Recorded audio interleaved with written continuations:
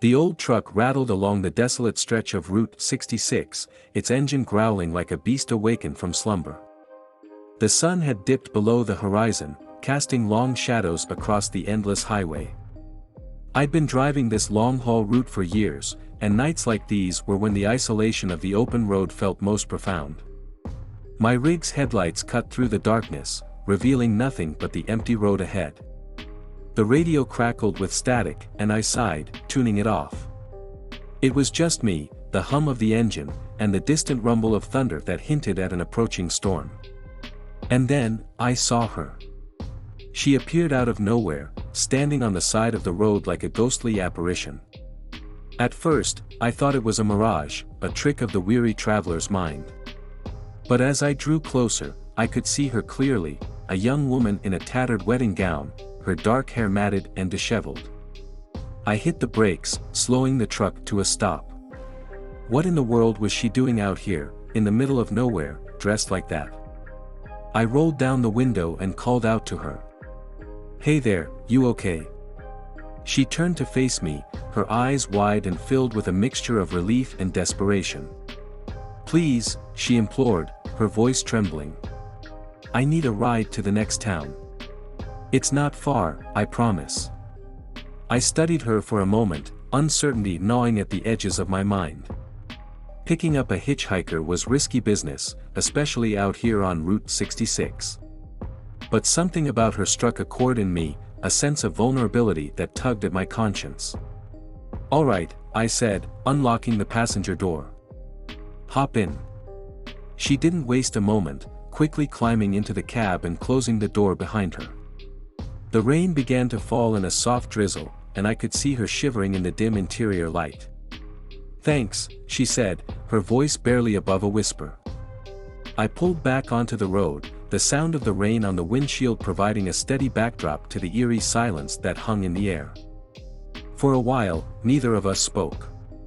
I didn't know what to say, and she seemed lost in her own thoughts. Finally, she turned to me, her eyes meeting mine in the rearview mirror. "I'm sorry for all of this," she said, her voice heavy with regret. "I didn't plan for any of it to happen." I raised an eyebrow, my curiosity piqued. "What happened? Why are you out here like this?" She hesitated for a moment, as though wrestling with her own memories. "It was supposed to be the happiest day of my life," she began, her voice trembling. "My wedding day. But something went terribly wrong." I glanced at her, waiting for her to continue. It was clear that she needed someone to talk to, someone to share her burden. "We were driving to the reception," she said, her words coming out in a rush. "But there was an accident. A terrible accident. I woke up here, on this road, in this dress." The story sent a shiver down my spine. "An accident? What happened to your husband?" She looked away, her eyes filled with sadness. "I don't know. I don't remember. I don't remember much of anything before waking up on this road." As we continued down Route 66, she told me more about herself. Her name was Emily, and she had been on her way to a small town just a few miles ahead, the very town I was planning to stop in for the night. Her tale was filled with gaps and uncertainties, but there was a sincerity in her voice that convinced me she believed every word she was saying. The rain had intensified, and the windshield wipers worked tirelessly to keep our view clear. I couldn't help but feel a growing sense of unease. There was something off about this whole situation, something that didn't quite add up. As we approached the town, Emily's demeanor changed. She grew more anxious, fidgeting in her seat and glancing out the window as though expecting something, or someone. "Turn right here," she said suddenly, her voice urgent. I followed her directions, taking a narrow road that led away from the town and deeper into the surrounding countryside. The rain had turned into a downpour, and the darkness outside the truck was impenetrable. "Where are we going?" I asked, my unease growing. She didn't answer, her attention fixed on something ahead. I strained my eyes to see through the rain-smeared windshield, and that's when I saw it, a dim, flickering light in the distance. As we drew closer, the source of the light became clear. It was a small, weather-beaten chapel, standing alone in the midst of the storm. Its windows were dark, its wooden doors creaking open as though inviting us inside. Emily turned to me, her eyes filled with a mixture of fear and determination. "Stop the truck," she said. I obeyed, pulling over by the side of the road. She wasted no time, opening the door and stepping out into the rain. I followed, my boots sinking into the mud as I approached the chapel. The air was thick with tension, and the sense of unease that had been gnawing at me grew more pronounced. This was no ordinary chapel, no ordinary situation. Emily's story, her sudden urgency, it all felt like pieces of a puzzle I couldn't quite solve. As we entered the chapel, the flickering candles inside cast eerie shadows on the walls. The pews were empty, and the altar at the front of the room was adorned with wilting flowers. Emily led me to the altar, where she knelt and began to pray. Her voice was a hushed murmur, her words indecipherable. I watched her in silence, unsure of what to do or say, and then, it happened, the candles lining the chapel's walls flickered and went out, plunging us into darkness. The rain outside grew more intense, drumming on the roof of the chapel like a furious symphony. I felt a presence in the room with us, a presence that sent a chill down my spine. I strained my eyes in the darkness, trying to see what was there, and that's when I heard it, a soft, mournful wailing, like the sound of a distant lament. "Emily." I called out, my voice trembling, but she didn't respond. Instead, the wailing grew louder, closer, and I could hear it now, the whispered words of an incantation, a dark ritual that seemed to fill the very air with malevolence. That I stumbled backward, my heart pounding in my chest. This was wrong, all wrong. I had to get out of there, had to leave Emily in the chapel behind. But as I turned to go, a cold hand closed around my wrist, stopping me in my tracks. I looked down, my eyes widening in horror. It was Emily, or at least, it appeared to be her. But her eyes were vacant, her expression twisted in a grotesque caricature of a smile. Her fingers tightened around my wrist, her grip impossibly strong. "You should have never picked me up," she hissed, her voice no longer her own. "Who are you? What are you doing?" I stammered, my voice trembling with a mix of fear and anger. She continued her whispered chant, her words weaving a tapestry of darkness around us. It was as though the very atmosphere had become charged with malevolence, and I felt a suffocating weight pressing down on me. Desperation surged within me, and I knew I had to escape this nightmarish situation. With a surge of adrenaline, I wrenched myself free from her grasp and stumbled toward the chapel's entrance. The rain outside had become a torrent, the darkness impenetrable. As I fled into the storm, I could hear her laughter echoing behind me, a chilling, otherworldly sound that seemed to come from all directions at once. The engine roared to life as I jumped into the driver's seat, and I sped away from the forsaken highway where I had picked up the hitchhiker. I didn't stop running until I reached the nearest town, where I stumbled into a diner and told the bewildered patrons and staff what had happened. They called the police, who went to investigate the chapel on Route 66. But when they arrived, there was no sign of Emily, no evidence of the strange events I had witnessed. The chapel stood empty and abandoned, its doors wide open to the storm. I left that town behind, my heart heavy with the memory of that night. I never found out who, or what, Emily really was, or what dark secret she harbored. But I knew one thing for certain, I would never pick up another hitchhiker on Route 66 again.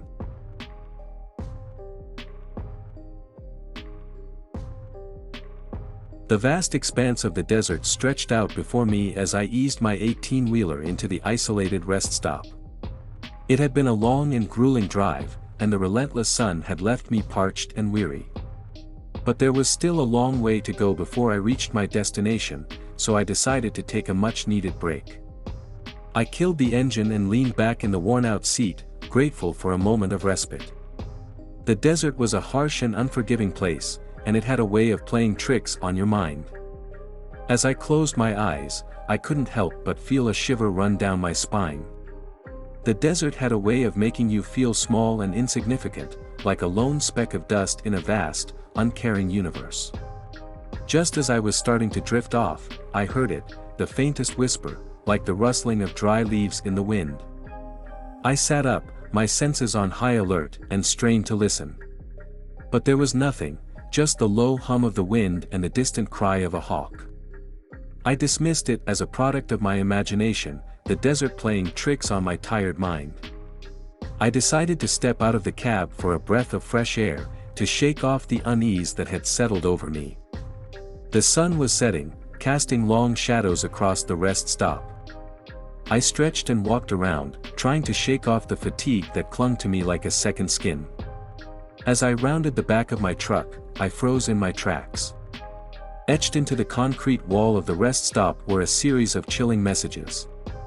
They were crude and haphazard, as though they had been scratched into the surface with a jagged rock. The words seemed to pulse with an otherworldly energy, as though they were a message from the very heart of the desert itself. Leave now. The words were stark and ominous, and they sent a shiver down my spine. I glanced around, half expecting to see someone lurking in the shadows, but there was no one in sight. The desert was empty, as far as the eye could see. I hesitated for a moment, my instincts telling me to heed the warning and get back in my truck. But something compelled me to stay, to investigate further. The messages had a sense of urgency, as though they were meant for me and me alone. Turn back. The words were etched deeper into the concrete, as though the author had grown more desperate. I couldn't shake the feeling that they were trying to tell me something, to warn me of some impending danger. I continued to scan the rest stop, my eyes darting nervously from shadow to shadow. It was then that I heard it, the faintest of footsteps, like the soft padding of bare feet on concrete. I turned to face the sound, my heart pounding in my chest. But there was no one there, just the empty expanse of the desert and the fading light of the setting sun. I felt a growing sense of unease, a creeping sense of dread that seemed to hang in the air like a heavy fog. I had to know who had left these messages, who was trying to communicate with me in this desolate place. Who are you? I called out, my voice trembling. There was no response, only the eerie silence of the desert. I took a step forward, my boots crunching on the gravel beneath my feet. I had to know, had to find the source of the messages. I followed the trail of etchings along the wall, each one more urgent and desperate than the last. Go back while you still can. The desert claims all who trespass. Leave now or be lost forever. The words were a chilling mantra, a dire warning that sent a chill down my spine. But I couldn't turn back now, not without answers. I had to know who had left these messages, and what they wanted from me. As I reached the end of the wall, I felt a strange sensation, like a sudden drop in temperature. I turned to my left, and that's when I saw her, a figure standing in the fading twilight, her silhouette illuminated by the dying embers of the sun. She was a young woman, her clothes tattered and worn. Her hair hung loose and tangled, and her eyes gleamed with an otherworldly light. She looked at me with a mixture of sadness and longing, as though she had been waiting for me. Who are you? I asked, my voice barely above a whisper. She didn't answer, only continued to stare at me with those haunted eyes. I took a cautious step closer, my heart pounding in my chest. Did you leave these messages? I asked, pointing to the etchings on the wall. She nodded, her gaze never leaving mine. What do you want from me? I pressed. Her lips parted, and she spoke in a voice that seemed to come from far away, as though it were carried on the wind itself. You have trespassed in my domain, and now you must choose, leave this place and never return, or stay and become a part of the desert forever. I was frozen in place, the weight of her words sinking in. I had stumbled upon something ancient and powerful, something beyond my comprehension. The desert was alive, and it had a message for me, but I couldn't stay, couldn't become a part of this desolate place. I had a life to return to, a journey to complete. With a heavy heart, I turned away from the young woman and made my way back to my truck. The engine roared to life, and I pulled away from the rest stop, leaving the eerie messages and the enigmatic guardian of the desert behind. As I drove into the night, the words of warning echoed in my mind. The desert was a place of mystery and danger, a realm where the boundaries of reality and the supernatural blurred. I had narrowly escaped its grasp, but I knew I would never forget the haunting encounter at that isolated rest stop in the heart of the desert.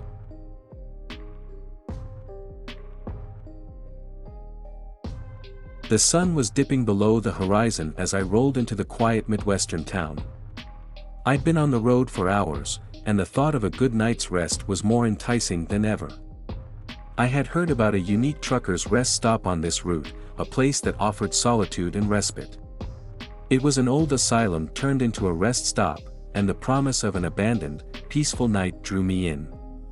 The asylum sat atop a hill on the outskirts of town, its imposing facade looming like a dark sentinel against the dimming twilight.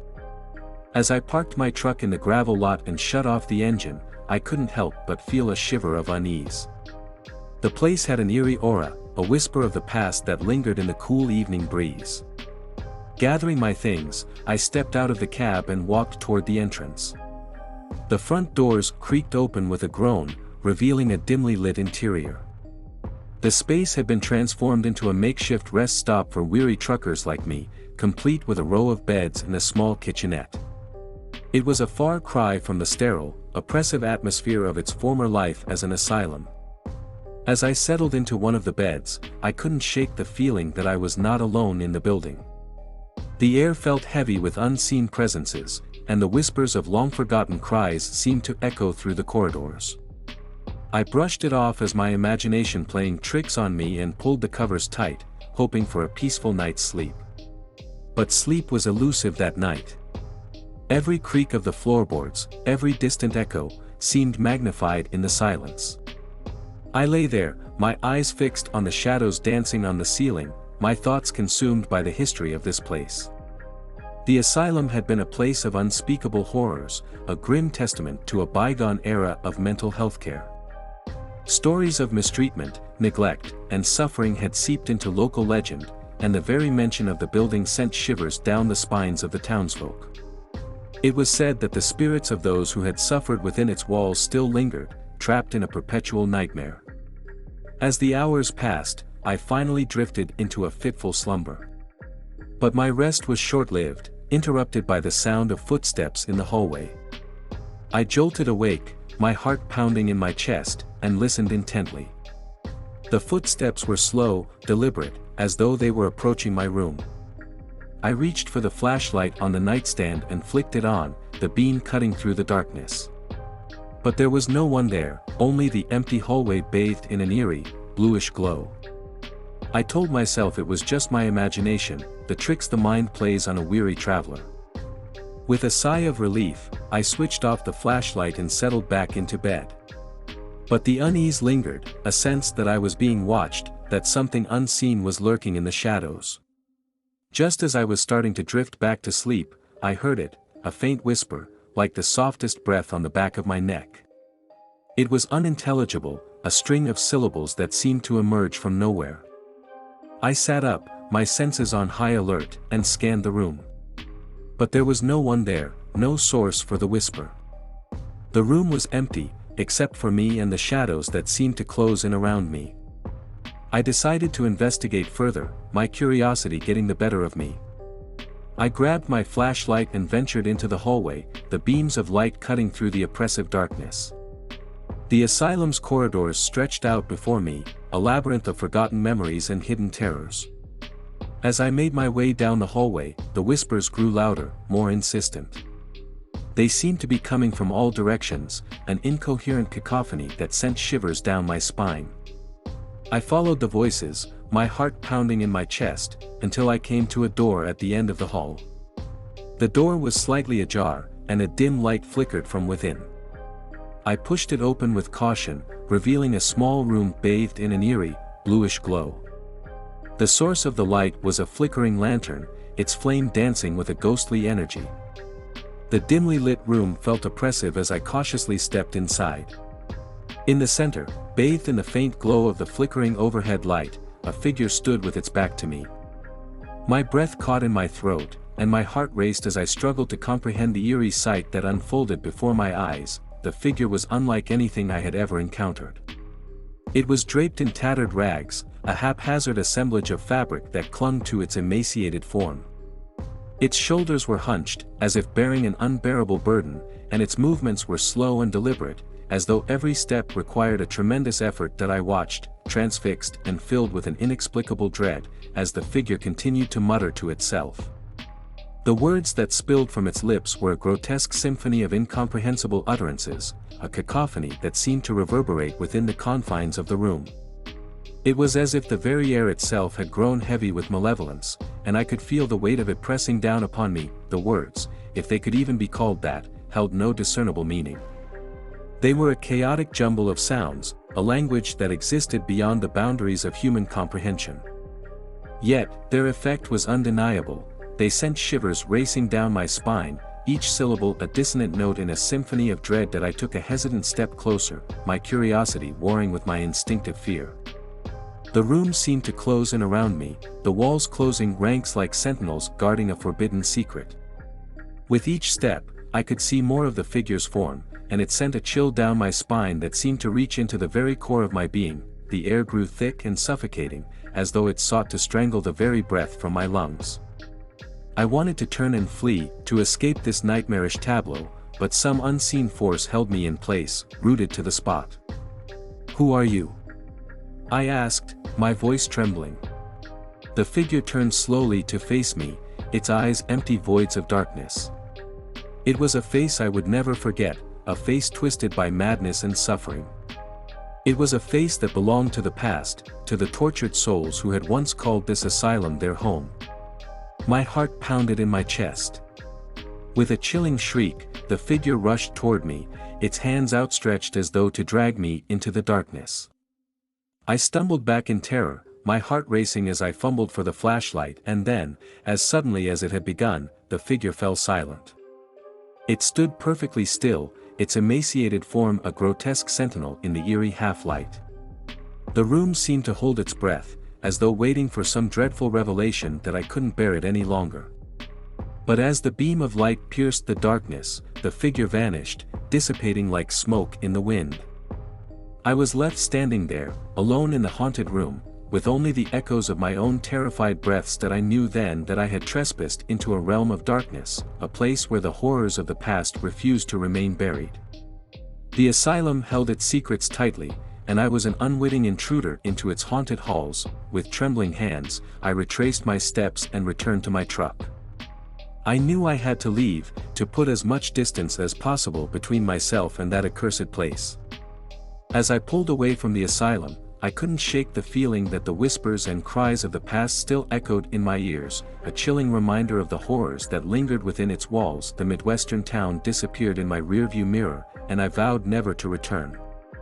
The asylum was a place of darkness, a place where the past bled into the present, and I had no desire to become a part of its tragic history. Now, before we come back with brand new episodes for you, do subscribe to our channel Horror Talker. And share it with your friends and family. Until next time, stay awake and stay alert, because you never know.